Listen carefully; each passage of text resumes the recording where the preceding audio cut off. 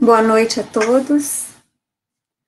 Mais uma semana que se inicia com os nossos estudos rápidos do Livro dos Espíritos.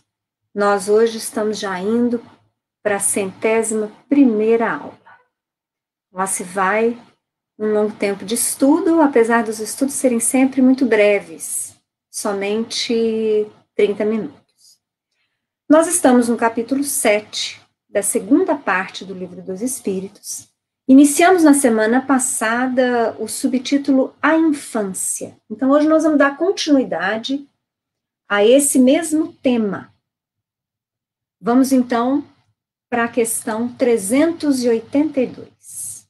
Kardec vai perguntar: durante a infância, sofre o espírito encarnado em consequência do constrangimento que a imperfeição dos órgãos lhe impõe?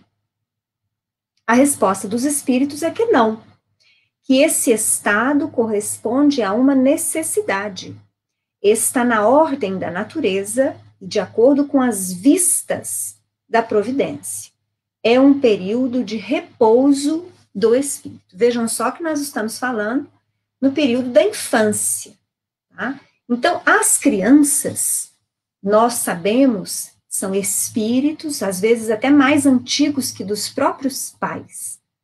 E, no entanto, elas, durante este período, por conta do desenvolvimento dos órgãos, ainda não se encontram plenamente no uso de todas as suas faculdades. Ou seja, o espírito ainda não pode expressar-se em toda a sua capacidade intelectual. Então, esse período, vamos dizer assim, é considerado um período de repouso para o espírito. Mas nós não podemos nos esquecer que esse período também é essencial para auxiliar os espíritos em relação a novos aprendizados. Dentro daquilo que se convencionou falar, a busca pelo autoconhecimento, a busca pela reforma íntima, que alguns preferem dizer, ou, em outras palavras, a superação das próprias sombras, é o buscar ser a cada dia melhor do que foi ontem. Então, dentro desse contexto, nós não podemos nos esquecer que esse período da infância é um período, digamos assim, muito fértil, no qual os espíritos que ainda se encontram naquele corpo infantil estão, vamos dizer assim, muito livres, muito abertos para assimilar novas lições, principalmente novos exemplos que vêm da família. É claro que nós temos crianças frequentando as escolas, e em geral elas vão cada vez mais cedo para a escola. Mas nós não podemos nos esquecer que a família ainda é a base da exemplificação moral do espírito. Então não adianta os pais aguardarem que somente a escola ensine seus filhos a serem bons. A escola, no máximo, pode orientá-los para serem intelectualmente ativos.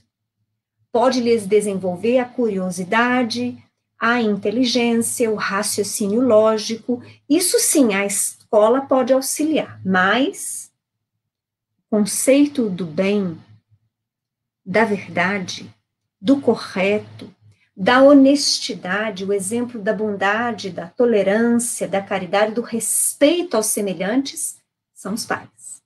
É a família que contribui àquele espírito. E esse período da infância é período em que há uma absorção muito grande.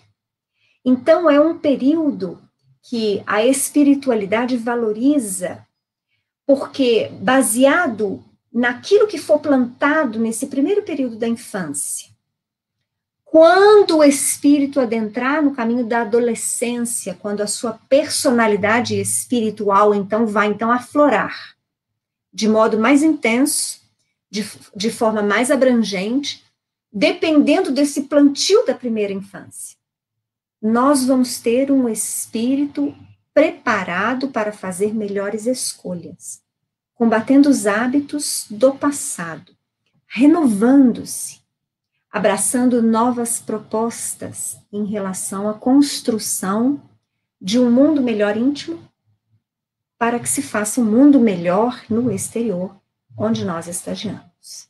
Bom, questão 383. Kardec vai perguntar: qual para este a utilidade de passar pelo estado da infância? Eu meio que adiantei. Mas vamos ver o que a resposta diz dos espíritos. Encarnando, com o objetivo de se aperfeiçoar, o espírito, durante esse período, é mais acessível às impressões que recebe, capazes de lhe auxiliarem no adiantamento para o que devem contribuir os incumbidos de educá-lo. Vejam aí que os espíritos utilizam a palavra educá-lo e não tão somente instruí-lo. Então, é aquilo que eu falei. A construção de um cidadão melhor, mas principalmente a evolução de um espírito vai necessitar da educação e da instrução. Bom, questão 384. Kardec vai perguntar: por que é o choro a primeira manifestação da criança ao nascer? E a resposta: para estimular o interesse da genitora e provocar os cuidados de que há mister. Não é evidente que, se suas manifestações fossem todas de alegria, quando ainda não sabe falar, poucos se inquietariam os que o cercam com os cuidados que lhes são indispensáveis? Quer dizer, será que se nós tivéssemos uma criança que só sorrisse o tempo inteiro, nós seríamos tão diligentes no trocar as fraldas, né? No amamentar, no agasalhar, ou no tirar as roupas quando está muito quente? Será que nós teríamos essa diligência toda? Nós pais, né? Fica aqui a pergunta dos espíritos, porque eles então dizem que o choro é para ativar a atenção não só da mãe, dos pais, dos familiares. Eu não sei quanto a vocês, mas eu, apesar dos meus filhos já estarem grandes, eu não posso ouvir um bebê chorar, que parece que algo revira aqui dentro. Se alguém não toma alguma providência, a gente quase levanta e vai tomar. E, finalmente, eles concluem a resposta dizendo: admirai, pois, em tudo a sabedoria da providência. Então, a natureza é construção milenar. Isso, a vida como nós a encontramos aqui, o nosso corpo físico, as nossas funções básicas, este desenvolvimento... Desculpa, gente. Eu esqueci de colocar no silencioso, é meu pai. Depois eu li para ele.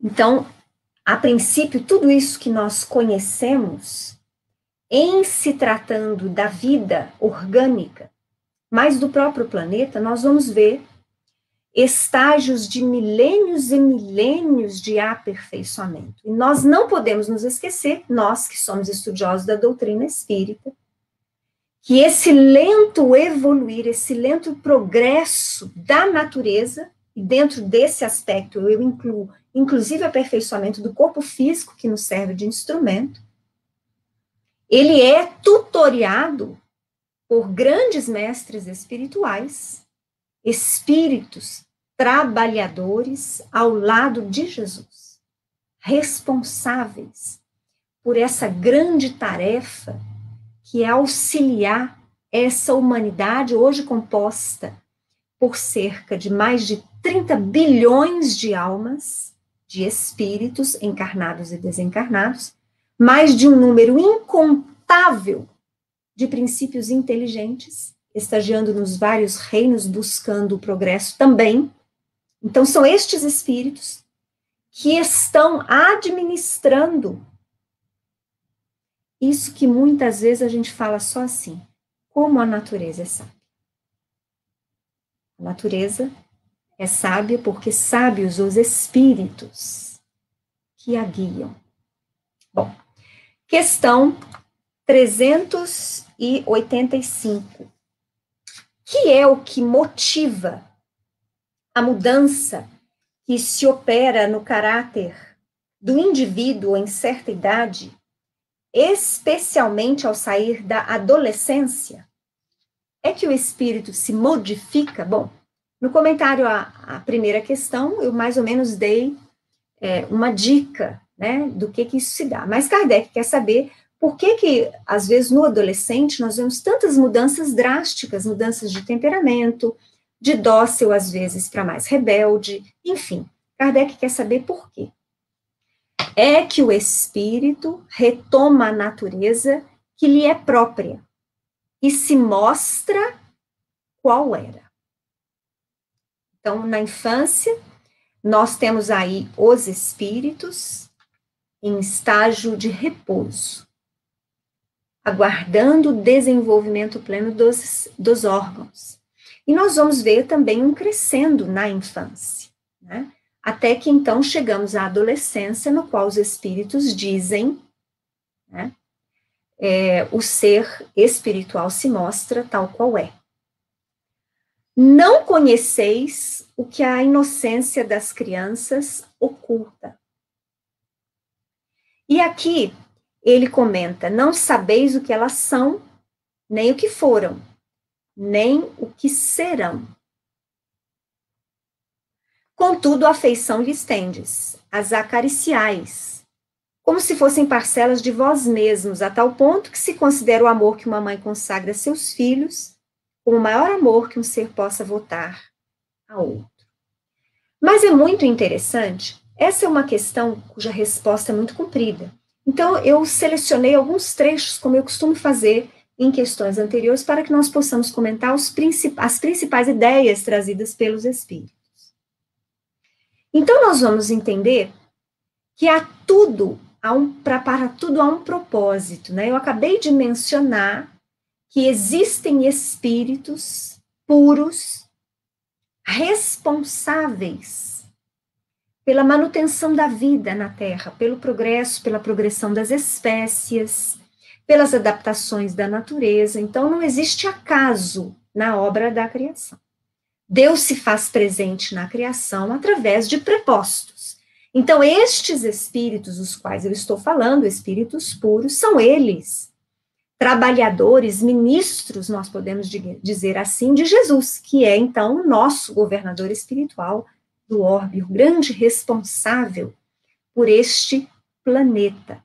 Já espírito de tal envergadura, de tal evolução, que nós não fazemos ainda pálida ideia, tal a sua grandiosidade. Então, Jesus também tem prepostos, trabalhando com ele, sob as suas ordens, todos eles irmanados à vontade do Pai.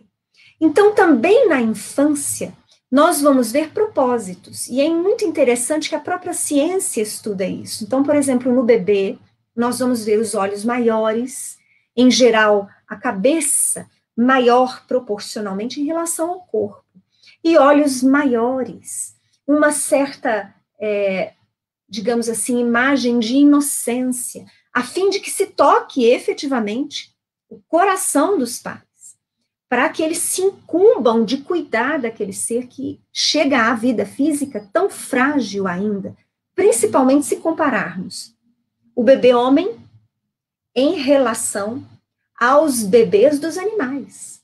Então, o homem é muito frágil quando chega à vida física. Precisa necessariamente, obrigatoriamente, do auxílio dos pais ou de quem zele por eles. Senão, ele não vinga, né? Então, nós vamos ver nesse texto os espíritos dizendo disso, dessas providências, que tudo observa comandos divinos, né?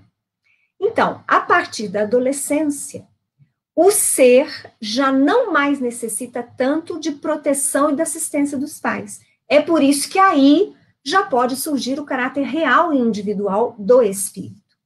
Conservam-se os bons espíritos, e aí nós vamos muitas vezes nos surpreender já com o caráter, muitas vezes vicioso, de jovens, muito jovens, adolescentes, que muitas vezes receberam bons exemplos na família, mas que já demonstram tendências viciosas, às vezes tendências criminosas, em relação à mentira, à desonestidade, ao uso, inclusive, a busca pelos vícios, né, vamos dizer assim.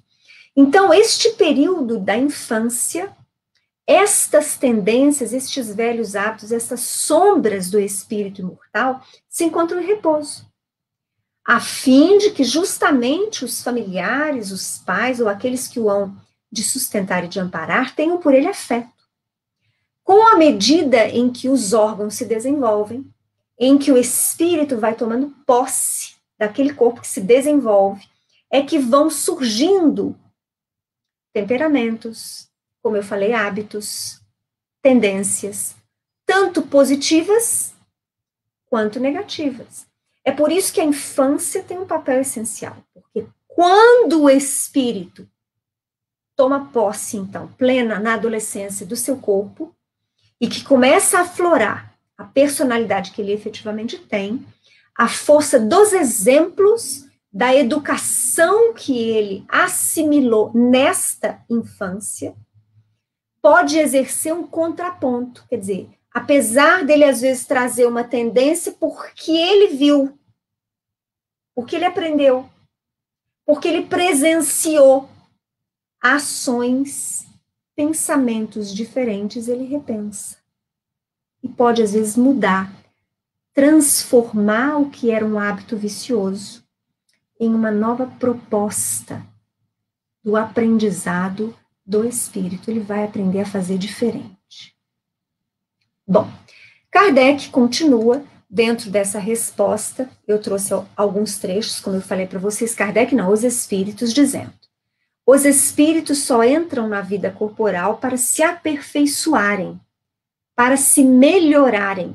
A delicadeza da idade infantil os torna brandos, acessíveis aos conselhos da experiência e dos que devam fazê-los. Então, mais uma vez, eu trouxe esse trecho para dizer para vocês da importância da infância, da importância dos pais, da importância dos familiares, da importância até mesmo da escola, porque na escola nós vamos aprender sobre a instrução, né? Regramentos, inclusive, da sociedade. Então, nós vamos ter também aprendizado de ética na escola, mas o exemplo principal é na família, com os pais, com os familiares, com aqueles que o devam amparar. Bom, e ainda mais um trecho, né? Que o amparem para progredir, né? Os que devam fazê-los progredir. Quer dizer, qual que é o objetivo dos pais, dos familiares, daqueles que recebem estas crianças em família?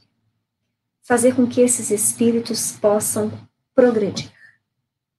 Nessa fase é que se lhes pode reformar os caracteres e reprimir os maus pendores. Tal o dever que Deus impôs aos pais, missão sagrada de que terão de dar contas. Bom, então os trechos mais importantes dessa resposta à questão 385, mas aqueles que se interessam, que gostam do estudo, eu aconselho que vocês leiam. É uma resposta comprida, mas é uma resposta muito lógica, que nos faz compreender, então, isso que nós estamos conversando. Essa chegada do espírito do plano da erraticidade ao mundo físico. E aí, terminando esse período em que tratamos sobre a infância, nós vamos entrar em um novo subtópico desse capítulo 7, que tem como título Simpatia e Antipatia Terrenas. Estas são as questões de número 386 a 391. Bom, questão 386. Podem dois seres que se conheceram e estimaram encontrar-se noutra existência corporal e reconhecer-se? Então, ele está falando assim: vamos supor que eu tenha tido várias outras experiências reencarnatórias ao lado do Antônio, que hoje é meu marido. Quando eu me deparei com ele nesta existência presente, eu o reconheci, por isso nós ficamos juntos? Essa que é a pergunta de Kardec. Ele quer saber se as pessoas se reconhecem quando encarnadas. Quer dizer, espíritos que já se conheciam de outras vidas no plano material e de experiências na erraticidade, no plano espiritual. E a resposta deles é a seguinte: reconhecer-se não. Podem, porém, sentir-se atraídos um para o outro. e frequentemente diversa não é a causa de íntimas ligações fundadas em sincera afeição. Um do outro, dois seres se aproximam devido a circunstâncias aparentemente fortuitas, aparentemente, mas que na realidade resultam da atração de dois espíritos que se buscam reciprocamente por entre a multidão. Então, quer dizer, aqui os espíritos estão dizendo que o reconhecimento consciente nós não temos. E isso é muito claro para nós, uma vez que nós já falamos sobre o esquecimento, a que todos nós somos impingidos a ter quando do retorno à vida física. O esquecimento é necessidade, digamos assim, imperiosa na atual fase evolutiva em que a humanidade terrena se encontra. E por que eu afirmo isso? Se todos nós estivéssemos experienciando num mundo feliz, num mundo puro, é muito claro para todos nós que nós já não teríamos muitos débitos para recordar. Ou seja, para espíritos felizes, para espíritos puros, resta-lhes basicamente de uma experiência para outra, boas recordações. Por quê? Porque eles já alcançaram tal grau evolutivo, intelecto e moral, que os isenta de carregar com eles sombras, débitos, sentimentos de culpa, arrependimento, o desconhecer-se a si próprio. Então, estes espíritos, para eles felizes e puros, é questão de lógica nós constatarmos que eles não têm esse tal de esquecimento. Eles se recordam. Eles têm esta memória ligada o tempo todo, digamos assim. No entanto, nós que somos espíritos, no mundo de provas e de expiações, a nossa realidade é bem diversa. Eu tenho absoluta certeza que alguns de vocês, assim como eu, gostaria imensamente de esquecer alguns episódios da infância ou da adolescência ou da primeira juventude, porque nós erramos. Fizemos maus julgamentos, más escolhas. E nós gostaríamos muito de esquecê-los, porque de vez em quando a culpa bate. E é pesada essa culpa, porque nós ainda percebemos que temos sombras.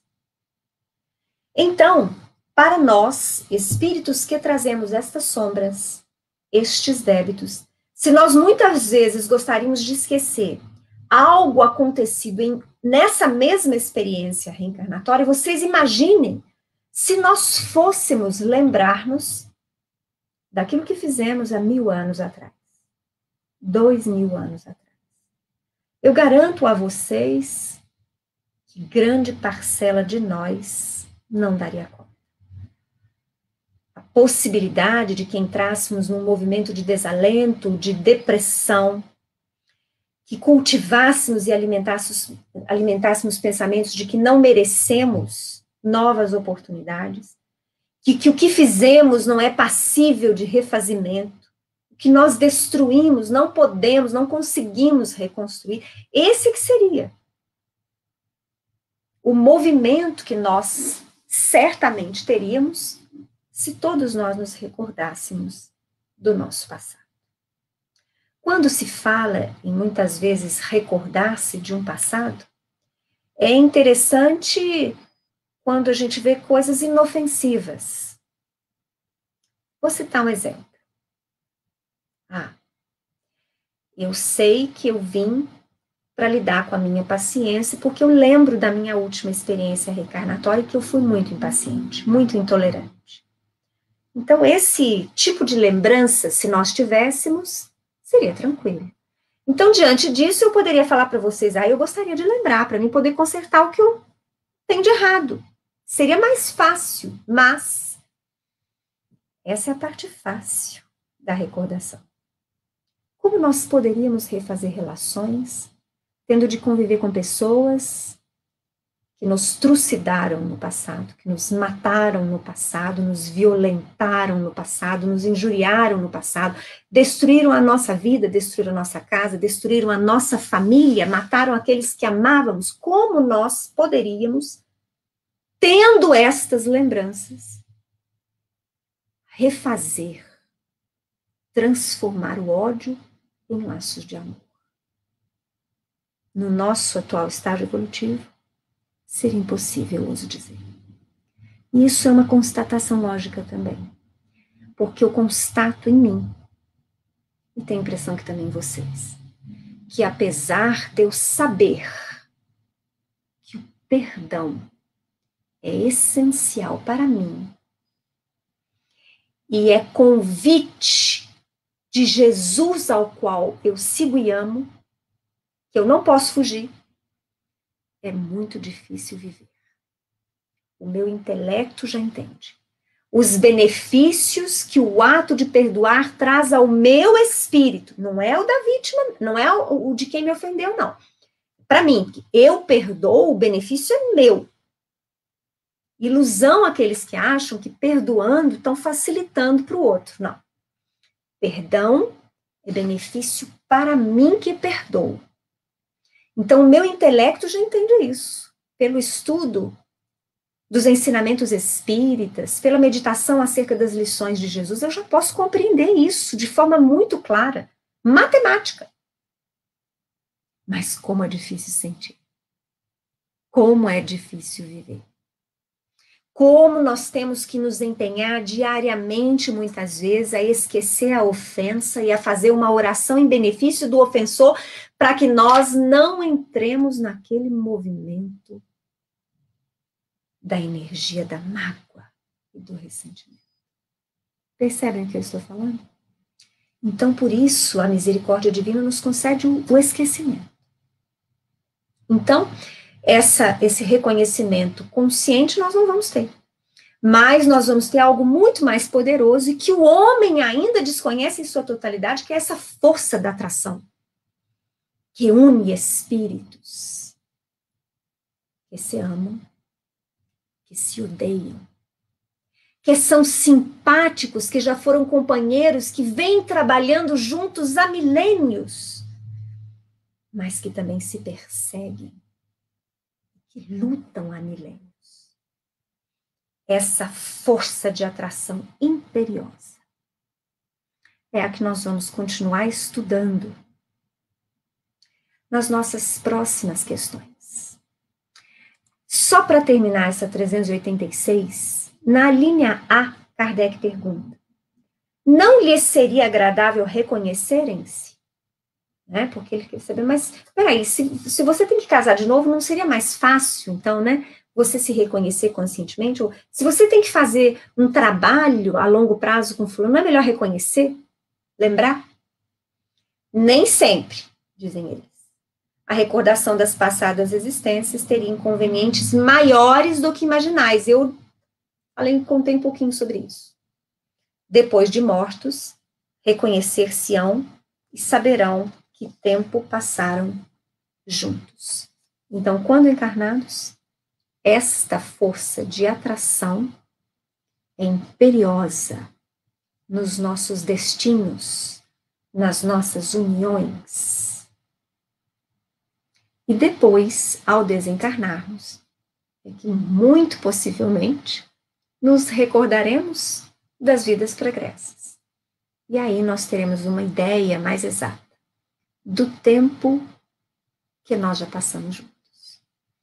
Eu aguardo vocês amanhã, no mesmo horário das 7 horas, para que nós possamos dar continuidade ao nosso estudo falando sobre simpatia e antipatia. Eu agradeço a presença do Anderson, da Denise, do Valdeci, do Carlos, do Jocelírio, sejam todos bem-vindos. E o Anderson tem aqui uma pergunta para mim. Olá, Cris, como aluno e seguidor, queria fazer uma requisição para todos que fazem as aulas do CEF. O Facebook demora até 1 minuto para nos notificar e até clicar na aula e iniciar perdemos este início que fazem ao vivo. Uma sugestão seria começar antes do horário, uns 3 minutos, com uma música de fundo e preparos, e no horário iniciar suas explanações, principalmente com o Fred, pois quase sempre perco o começo das suas falas. Minha internet não é tão boa. Ótima colocação a sua, Anderson. Eu não estava ciente de que isso vinha acontecendo. Eu posso fazer isso sim. posso colocar eu geralmente entro alguns segundos mais cedo, mas posso passar a entrar uns 2 minutos mais cedo, colocar uma música para vocês, até que vocês possam estar online comigo, e eu vou passar essa informação que você me deu para o Fred e para os outros companheiros que estão fazendo os outros estudos, as outras lives no Facebook. De qualquer forma, eu agradeço muito, Anderson, você nos colocar a par disso que está acontecendo. Nós vamos procurar solucionar dentro das nossas possibilidades, porque a gente também aqui, eu falo por mim, pelo menos, e acho que falo pelo Fred também, viu? A gente é bastante cru nessa coisa de transmitir pela internet. Mas a gente chega lá. Eu já cheguei na 101, vamos ver se eu consigo melhorar um pouquinho para as próximas 100, ok? Uma boa noite para todos vocês e até amanhã, às 7 horas, se Deus quiser.